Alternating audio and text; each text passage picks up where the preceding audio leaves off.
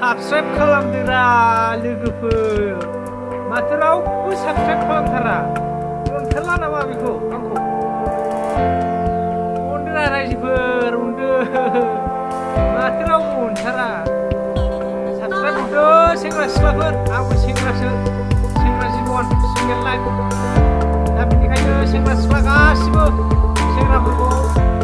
सेंग्रानि YouTube channel खुलिनायखौ subscribe खालाम दा आं सेंग्रा नालाय आंनिखौबो साबस्क्राइब खालामबानो जाबाय सिख्लाफोर आंनिखौ साबस्क्राइब खालाम हाय सिख्लाफोर आंनिखौ साबस्क्राइब खालाम दे दस्रानिखौ खालामाबो आंनिखौ खालामथार दे सिख्लाफोर दा आङो मोनसे सेंग्रा सिख्लानि मोनसे बिराद इन्टारेस्ट खोथा लाबोनो सानदों दा आंनि इन्टारेस्टिं माबाखौ खोनाबानो जाबाय दा आं बुंनोसै सेंग्रा मानसिया जेनेबा गाबै गाबै गाबै गाबै गाबै थाबायनो न' सिङाव बै सिख्लाखौ मोनैनि अब्ला सिख्लाया मा खालामो अब्ला सिख्लाया गोसोआव बिराद दुखु जायो जाहैदों गोसो सिङाव बुंनानैसो लानो हाया दा बेनिखायनो अननानै आंखौबो एसे मेजेरदो सिख्लाफोर रावबो गोसोथोनाय गैया आंखौबो एसे मोजां मोनबानो जाबाय आं बांद्राय अफारबो बुङा रायजोफोर आङो दा सिंगेल लाइफ नालाय ओरैनो इउटिउब खुलिलाबायबाय नै साबस्क्राइबारानो गैया रावबो होआ एकदमबारे जाम्बाबा रायलायनाय बायदिसो मोनलायलांबाय आङो एकदमबारे गावखौनो गाव बिराद जाम्बाबा सानबायलां रावबो साबस्क्राइबारबो होआ माबो होआ दा बेनिखायनो नोंथांमोनखौ आंनिखौ साबस्क्राइब खालामहरदो आं बड'लेण्डआव गैया रायजोफोर आङो दिल्लीयावसो दङ दिल्लीयावसो थायो आङो दा बेनिखायनो जोंनि बड'लेण्डनि मानसिफोर अननानै साबस्क्राइब खालामहर आरो बड'लेण्डनि सेंग्रा सिख्लाफोर साबस्क्राइब खालामहरबानो जाबाय सेंग्रानि थाखाय दे साबस्क्राइब खालामहरग्रा मानसिफोरनो देनां पार्टि जाहोगोन आङो मा जायो मा लोङो अननानै साबस्क्राइब खालामथार दे सेंग्रा सिख्लाफोर एकदमबारे आं बोर होगोन नोंसोरखौ मोजां मोजां सेंग्रा मोन्थों मोजां मोजां सिख्ला मोन्थों होननानै दा बरायबानो जाबाय एकदमबारे हेलौ लोगोफोर साबस्क्राइब खालाम बयबो आरो आं दा मोनसे टपिक लाबोनो नागिरबावदों दा आंनि टपिक लाबोनाया बेनो आङो जों गामिनिखौ टपिक लाबोगोन जों गामिनि ओरै खुंग्रिं दलापारानि टपिक दा टपिकआ बेनो जादों आं बिराद गोसोआव खुसि मोनदों दिनै गोसोआ बोरैबा स्रां मोनदों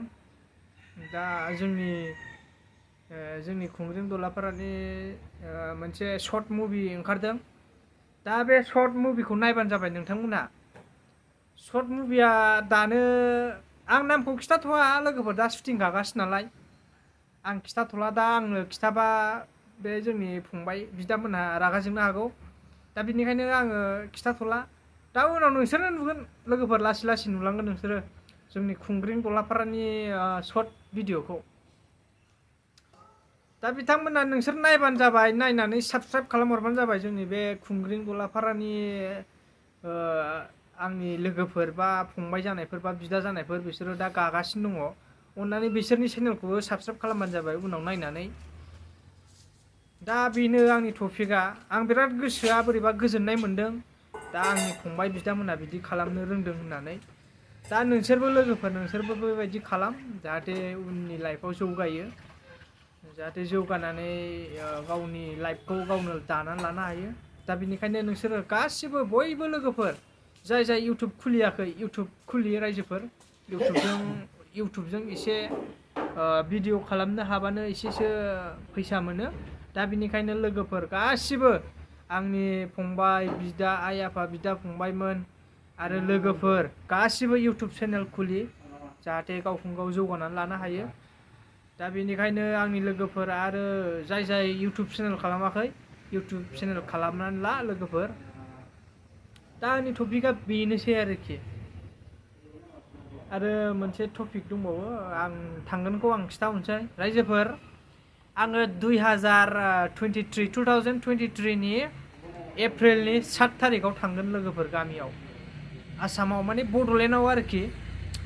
2023 नि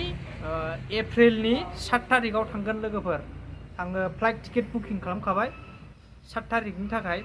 एप्रिलनि 7 थारिखआव आं ओंखारगोन दिल्लीनिफ्राय दा आङो लोगोफोर दिल्लीयाव थायो दिल्लीयाव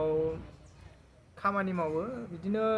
सुकेदार खामानि मावो आरोखि आङो स्कुलनि सुकेदार खामानि मावो दा आङो दिल्लीनिफ्राय 7 थारिखनि बेलासिनि 7टायाव आंनि माबाया फ्लाइट टिकेटआ दा आङो थांगोन आरोखि लोगोफोर बैसागु जाहैगोन आं नोंसोरजोंनो आरो आंखौ जाय लोगो हमनो गोसो बे संकस दैयाव लोगो हमलायहैगोन लोगोफोर आं संकस दैयाव बेरायहैगोन नालाय 7 थारिखआव आं न'आव सहैबाय 8 थारिखआव रेस्ट लाबाय 9 थारिखआव बेरायबाय लोगोफोर 9 थारिखआव बे थारमाने जोङो संकस दैयाव थांनो नागिरदों नालाय दा बे संकस दैयाव थांनानै जों एसे पार्टि फ्रि बैसागु खालामहैनाय जागोन आरोखि लोगोफोर बिदिनो 2 3सो लोगो लानानै दा नोंथांमोनाबो जइन खालामनो हागोन लोगोफोर जाय फैनो गोसो दं जोंजों फैनानै इन्जय खालामफैनो हागोन जेबो आपत्ति गैया दा जानाय लोंनायखौ आंनो गारगोन आरोखि थारमाने अमा मासे सिथारनाय जागोन बाव अमा मासे ओमफ्रायो बोरमा मासे ओमफ्राय बिनिफ्राय बायदि बिदिनो एसे लोंग्राफोरबो थागोन आरोखि बारा अभार नङा बिदिनो लिमिटेडनि लोंगोन आरोखि दा बिथां लोगोफ्रा आंखौ सुकेदार मोनबाय होननायनि पार्टि बिलागासिनो नालाय दा बिनिखायनो पार्टि होनांगौ जानोसै आरोखि होनोसैबो माथो खालामनो उफाय गैया लोगो जायो नालाय होसिगोन आङो मा एप्रिलनि 8 थारिख बा 9 थारिख बिसोर मोननैनि गेजेराव जोङो संकस दैयाव एसे पार्टि खालामहैनाय जागोन आरोखि दा लोगोफोर जाय फैनो गोसो इन्जय खालामफैनो हागोन जेबो आपत्ति गैया थारमाने बिदिनो लोंनाया एसे लिमिटेड जागोन आरोखि रायजोफोर थारमाने जौ लोंनायजोंथ' मानसिया जौगाया नालाय थारमाने जौ बायदिसिनाखौ जों एसे लिमिटेड खालामगोन आरोखि बारा लोंबाबो एसे खमनि लोंगोन आरोखि थारमाने जौआ बिराद गाज्रि नालाय मानसिफोरनि थाखाय दा लोगोफोर नोंसोरबो जौखौ बांद्राय दालों जाय जौ लोंग्रा बिथांमोन जौखौ अभार लोंनो नाङा लिमिटेड लोंग्राफ्रा आरो जाय जौ लोंथारा बिथांमोना लोंनोबो नांखाया आरो ट्राइबो खालामनाङा ट्राइ खालामबानो लोंदावनो लुबैयो दा बेनिखायनो लोंनाङा आरोखि लोगोफोर दा आंनि बुंनाया बेनोसै खुलुमबाय लोगोफोर अन्नानै आंनि चेनेलखौ साबस्क्राइब खालामदो जाबाबो जायाबाबो जाहाथे आङो बर'फोरनि थाखाय मोजां खामानि मावलांनो हायो आरो आं निउ आपडेट्स लाबोबाय थानो हायो बर'फोरनि थाखाय दा बेनिखायनो नोंथांमोननि सापर्ट नांगौ आंनो साबस्क्राइबार नांगोन आंनो एसे बर'नि खामानि मावनो लोगोफोर दा बेनिखायनो सोरनाव लामाया गाज्रि सोरना लामाया गाज्रि नङा बेफोरखौ आङो फट' शुटिं खालामनानै जाहाथे आङो सरकारनो